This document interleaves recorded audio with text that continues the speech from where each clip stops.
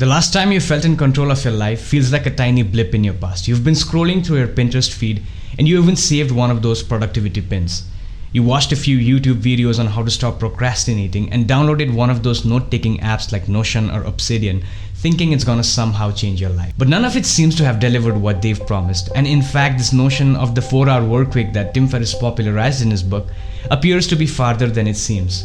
You've been working your ass off day in and day out, but the elusive carrot at the end of the stick just doesn't seem to come even an inch bit closer. Perhaps we've got it all wrong. The 4-hour work week is possible, but you need to completely unplug and reset. I haven't watched a lot of Studio Ghibli movies, but this one called Kiki's Delivery Service is something very close to my heart. Miyazaki's Kiki's Delivery Service is the perfect allegory of the struggles of a modern day creative. So Kiki is a little witch who decides to venture out into the city to make it on her own.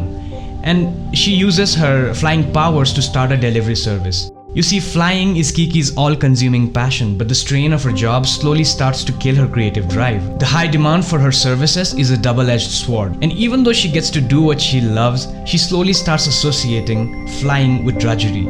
She starts getting grumpy, avoids people, and can't get out of bed for days. And it's heartbreaking because it's not just a personal failure for her, but also a career failure. We've all been brainwashed to believe that all these creative ideas, revelations, and insights could only have come out of an insane obsession over what we define as work. Don't get me wrong, putting in the work is important, but that's just one piece of the puzzle.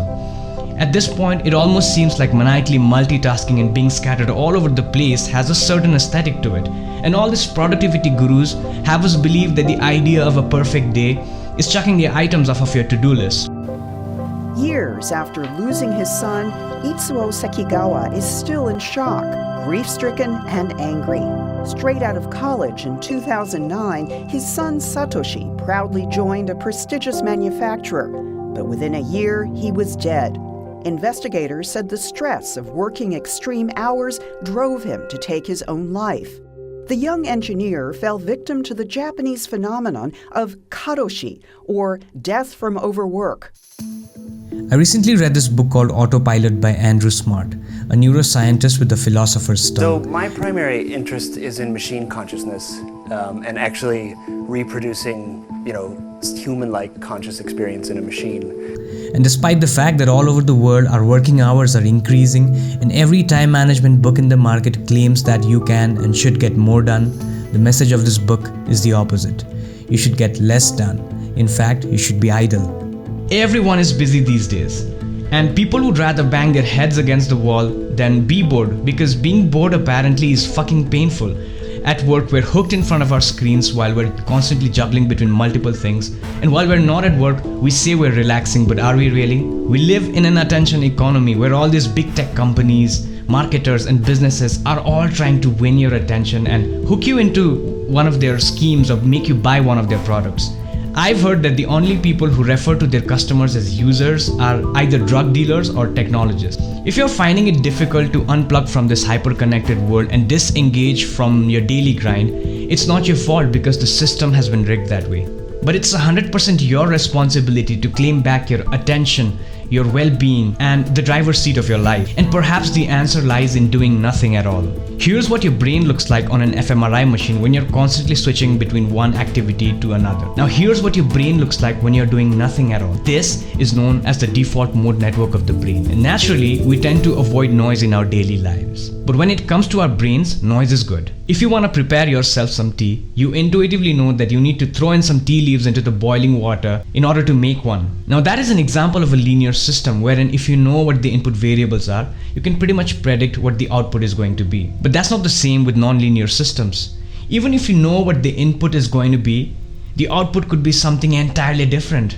And our brains are an example of a non-linear system. Due to a phenomenon called the stochastic resonance, noise in our brain brings about order. With the right amount of noise, our brain tends to function normally. Put noise in a linear system and you might just get noise out. But if you put noise in a non-linear system like our brains, you might get a novel or a symphony. When our default mode network activates when we are doing nothing, our neurons tend to self-organize like ants in a colony and improve brain functioning. Researchers have noted that when we are totally disengaged from our activities, our brains tend to do what is known as autobiographical planning, wherein we make sense of the past, the present, and make plans for our future. Reading this book made me realize how privileged I was to have had the opportunity to relax, recuperate, and reassess my goals before I frantically exhausted myself out with mindless activities which I thought was work. Before, I used to be busy from the moment I woke up to the moment I went to bed. And breaks for me would look something like scrolling through social media, checking emails, and feeding myself with more information than necessary. No one was pointing a gun at my head telling me that I needed to be busy for 20 hours straight without even taking any break. In fact, I had the opportunity to choose where and when I wanted to work.